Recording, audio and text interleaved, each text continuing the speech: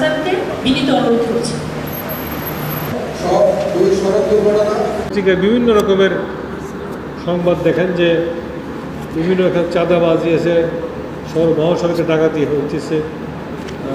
আমরা এইসব বিষয়ে আমাদের পক্ষে যতটুকু করণীয় সেগুলি করব। আমরা ইতিমধ্যেই সড়ক বিভাগকে বলেছি যে যেসব জায়গায় রাস্তা মেরামতের জন্য আছে সেগুলি তারা মেরামত করে দিবে, যেখানে রাস্তার প্রতিবন্ধকতা আছে সেইটুকু তারা দূর করবে এবং একটা কন্ট্রোল রুম খুলবে যাতে সড়কের কোনো সমস্যার তাৎক্ষণিকভাবে সমাধান করা যায়। বিআরটিএ এই সময়ে লক্ষ্য রাখবে যে কোনোভাবেই যেন এই ঈদে জামা জুতো অ্যাক্সেসরিজের ডিসকাউন্ট, অধিক ভাড়ায় দাবি না হয়, চাঁদাবাজি না হয়, সিট নিয়ে সমস্যা না হয় এবং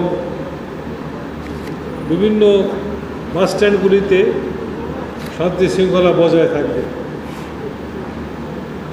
ইতিমধ্যে আমরা স্বরাষ্ট্র মন্ত্রীর সাথে কথা বলেছি, তারা বিভিন্ন সড়ক ও মহাসড়কে তাদের বাহিনী মোতায়েন করবে যাতে আপনাদের যাত্রা নিরুপদ্রব হয়।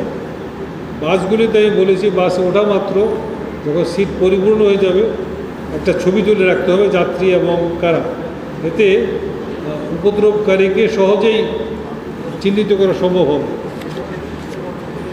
বিআরটিসির প্রায় 1700 বাস, 1200 বাস এবং 500 ট্রাক এই সময়ে নিয়োজিত থাকবে।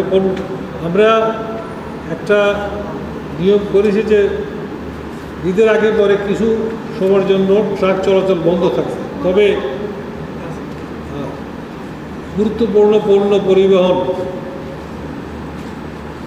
আমদানি খাদ্য সামগ্রী, সার, পেট্রোলিয়াম, সহজে পচনশীল দ্রব্য এগুলির এর বিধিনিষেধের আওতায় আসবে।